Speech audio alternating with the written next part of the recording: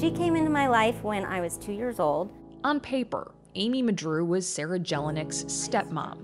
But to Sarah, she was always, you know, an amazing rock for that. And so, you know, she's always my mom. They were so close. Here she is. Amy even moved in with Sarah just a few years ago in her Spokane, Washington home. She was so thoughtful and just great.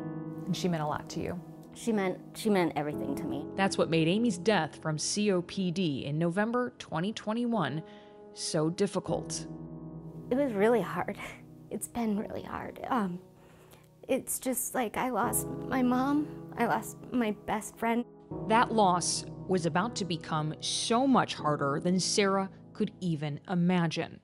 In December 2021, Sarah sent a portion of Amy's ashes through the U.S. Postal Service to be turned into a rock, a symbol of what Amy had been for her whole life.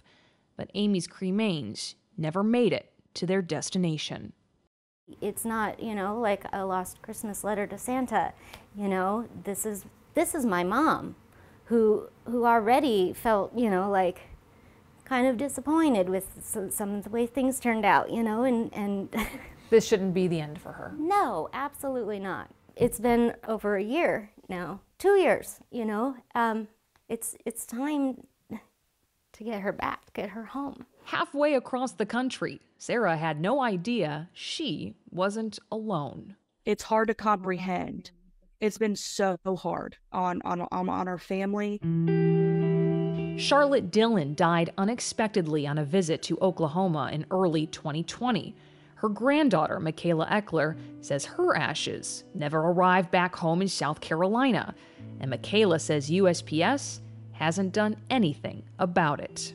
The level of how much they don't care, it's just gut-wrenching. Like, they do not care. The Postal Service is the only carrier allowed to ship cremains in the USA, a responsibility Sarah and Michaela never questioned. But that was before they knew about an audit of how USPS handles cremains. That audit, released in July of 2023, found USPS was in custody of 452 undelivered cremains at its mail recovery center in Atlanta. It's important to note that number includes human and animal cremains, though both get the same label. Some had been there since 2015.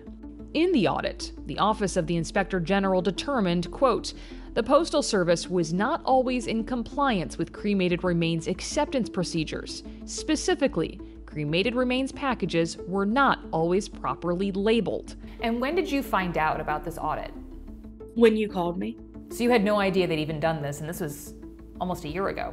I had no idea. Zero. None. No idea. The reason that audit happened in the first place was because of this man. I think at one point I told them it's not like they lost a rug that I ordered, they lost my mom. Daniel Smith's mother's cremains were also lost in the mail back in 2022. The Indiana native contacted U.S. Senator Mike Braun, who demanded the audit. When you're talking about the sanctity of remains, and to see that, we jumped into action and tried to get to the bottom of it. The Inspector General gave recommendations on what to do to prevent future loss of cremains, but didn't address what to do with the 452 cremains deemed undeliverable. It turns out they're still there, months after being discovered.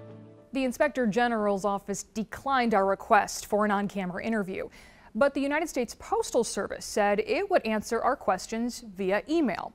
It would not disclose the address of the mail recovery center, citing security concerns. It also said Michaela, Daniel, Sarah, or any other civilian cannot come inside to see if their loved one's cremains are there. So we asked, what efforts are being made to reunite these people with those lost packages? The USPS responded, the cremated remains packages are stored at the MRC indefinitely. Senator Braun had no idea about this issue until we told him. He says it's unacceptable and vowed to look into it. This is invaluable because it casts a broader light on things, and that means that I'm just hoping when we do get to the bottom of it, that there's some satisfaction that they've been found. Will you personally be reaching out to the Inspector General? Oh yeah, well, I'll get involved if there's no motion in terms of the staff that I've got that does an amazing job. Generally, when a Senate office gets involved at this level, something starts to crack, it starts to change. The timeline of that progress, Braun says, is up in the air. I love that one. For Sarah, while she's already waited far too long, she's hopeful a reunion is in her future. I still do have faith, in part because you're here, you know, so in huge part because of that. So, you know, I have a good gut feeling that it'll work out, but it is just insulting.